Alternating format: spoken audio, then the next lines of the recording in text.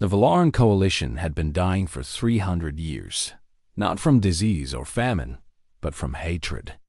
7 species who once shared stars and trade routes now killed each other over ancient grudges that nobody could remember starting. Their home systems burned with the fires of endless war. Their children grew up learning to hate before they learned to walk. Ambassador Kethis of the Valaran people stood on the observation deck of his broken station and watched another battle unfold in the distance. 2 fleets tore each other apart over a dead moon that held nothing of value. The Draxian warships fired their plasma cannons at Morthian vessels. Both sides lost dozens of ships in minutes. Both sides called it victory. Kethis called it madness. He remembered when the coalition meant something. His grandfather had told him stories of the old days when 7 species worked together to build wonders that spanned solar systems. They had created the greatest civilization in their sector of the galaxy. They had been brothers and sisters of different blood, but shared purpose. Then the Warlords came. Nobody knew exactly when it started. Some said it was a trade dispute that grew too large. Others claimed it was a religious difference that became violent. A few whispered that outside forces had poisoned their unity on purpose. Whatever the cause, the result was the same. The coalition shattered into 1,000 pieces, and warlords rose to claim each fragment. Warlord Thithsis of the Draxians controlled 14 systems and dreamed of controlling more. His scales were black as space, and his eyes held no mercy. He had killed 3 of his own brothers to claim his throne. He would burn entire worlds to add another star to his banner. Warlord Amira of the Morthians matched his cruelty with her own. Her crystalline body shimmered with internal light that grew brighter when she was angry. She was always angry. Her fleet had destroyed 2 Valaran colony ships carrying refugees. She called it a necessary message. There were 5 other major warlords and dozens of smaller ones. They shifted alliances like changing winds. Yesterday's friend became tomorrow's target. The only constant was death. Kethis had sent messages to all of them, begging for peace talks. Most ignored him. Some laughed. Warlord Thexis had replied with a single sentence that translated roughly to suggestions about what Kethis could do with his peace proposals. It was anatomically impossible, but clearly expressed.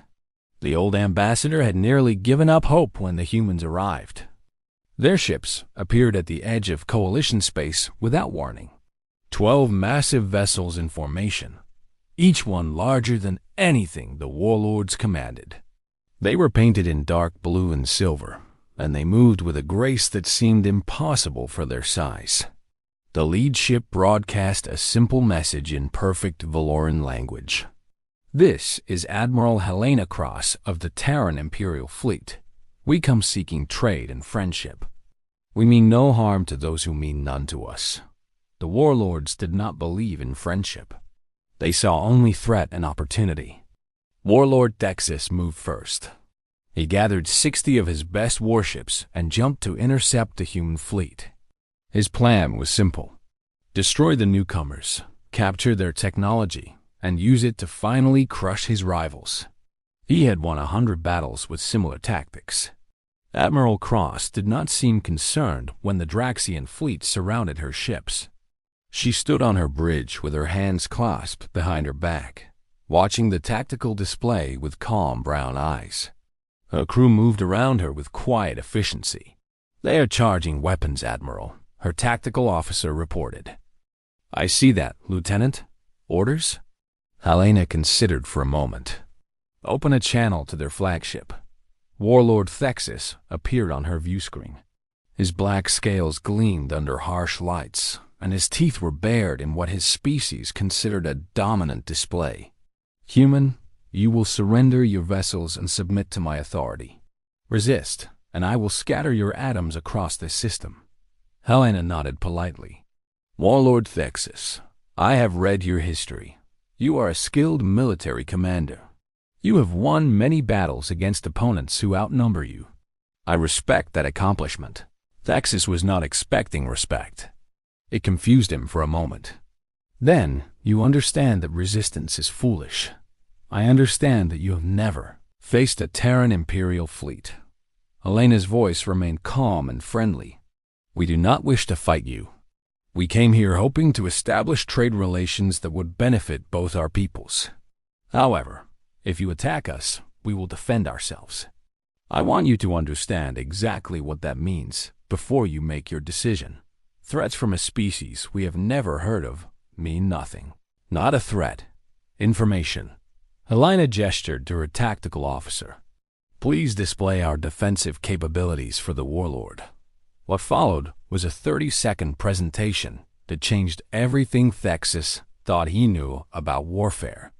The human ships carried weapons that could tear through his shields like paper. Their armor could withstand everything his fleet could throw at them for hours. Their point defense systems could track and destroy incoming fire with 98% accuracy.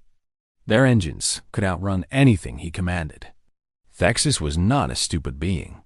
He had survived this long because he knew when to fight and when to retreat. This could be false information. Fabricated displays. It could be, Helena agreed.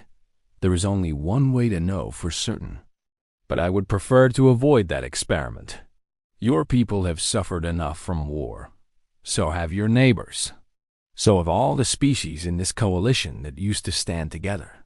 Something flickered in the Warlord's eyes. What do you know of the coalition? We know everything. We have been watching your sector for 50 years, waiting for the right moment to make contact. We hoped you would find your way back to peace on your own. You did not. So here we are.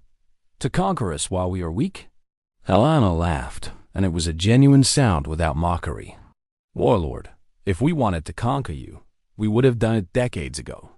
We have 300 ships like these, and thousands more of smaller classes. The Terran Empire spans 400 systems. We do not need your worlds. We do not want them. Then what do you want? Neighbors, trading partners. Perhaps in time, friends. Helena leaned forward slightly. We have seen what your coalition built when it was united. The orbital gardens of Valora, the crystal cities of Morth, the great shipyards of Draxus. You created beauty and wonder that impressed even us. And then you tore it all down over arguments that nobody remembers. Thexus said nothing, but his aggressive posture had shifted to something more uncertain. Go home, Warlord. Tell your people what you saw here today. Tell the other Warlords too. In 30 days, we will host a peace conference on our flagship. All 7 species are invited. All Warlords, all leaders, all who wish to speak. No weapons will be permitted aboard. No violence will be tolerated. Anyone who attends in good faith will be heard. And if we refuse to attend, then you refuse. We will not force you. But we will establish trade relations with whoever does come. We will share technology with those who choose peace. We will help rebuild what was destroyed. Helena's eyes hardened just slightly. And we will defend those who accept our friendship against those who do not. The message was clear.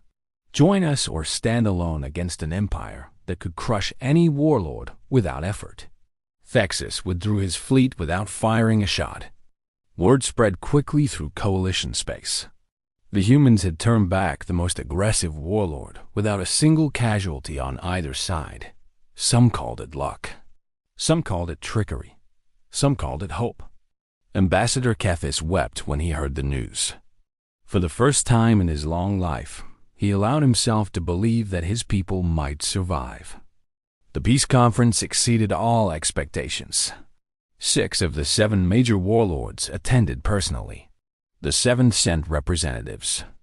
Thousands of delegates from all species filled the vast halls of the Terran flagship, speaking to each other for the first time in generations without weapons in hand. Admiral Cross presided over the opening session with quiet authority. She did not lecture or demand. She simply reminded them of what they had lost and asked if they were ready to start building again. The negotiations lasted 4 months. There were arguments and accusations. Old wounds were reopened and examined. Crimes were confessed and confronted. Several times, delegates stormed out, promising never to return. Each time, they came back. The humans offered something none of the warlords could provide on their own.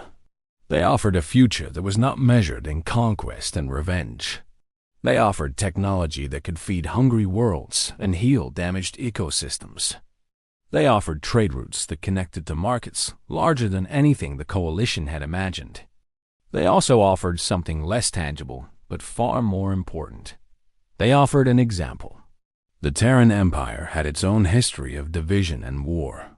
Humans had spent millennia killing each other over land and resources and beliefs. They had nearly destroyed their homeworld before they learned to work together. They had carried their conflicts into space until they finally understood that the universe was too large and too dangerous for small thinking. When they shared this history with the Coalition delegates, something changed in the room. These aliens had been just like them, broken and bloody and stupid with rage. And they had found their way out of the darkness. If humans could do it, perhaps others could too. The Treaty of Unity was signed on the 301st day of negotiations. All 7 species agreed to end hostilities. The warlords did not surrender their power immediately, but they accepted limits on their authority and submitted to a joint council that would govern shared interests. Trade resumed between worlds that had not spoken in centuries. Refugee families began the long journey home. It was not perfect. Old hatreds did not vanish overnight. There were incidents and setbacks and moments when the fragile peace seemed ready to shatter. But the Terran Imperial fleet remained as a visible reminder of what happened when civilizations worked together instead of apart. 5 years after the treaty, Ambassador Kethis stood on the observation deck of a new station, built jointly by all 7 species. He watched construction ships from different worlds working side by side, building something that would benefit everyone. Admiral Cross stood beside him, older now but still carrying herself with the same quiet confidence. "Why did you really come?" Kethis asked. "The truth," Helena smiled. "The truth is complicated. I have learned to appreciate complicated truths. We came because we remember what it was like to be alone and divided and dying by our own hands. We came because we believe that no civilization deserves to destroy itself when it could be saved. And we came because the galaxy is full of threats that make your warlords look like children having tantrums." She turned to face him. "There are things out there in the dark between stars that would devour your coalition in a single day. Things we have been fighting for centuries. Things we can only defeat if we have allies." Kethis nodded slowly. "So we are useful to you." "Yes, and we are useful to you. That is what alliance means. Mutual benefit.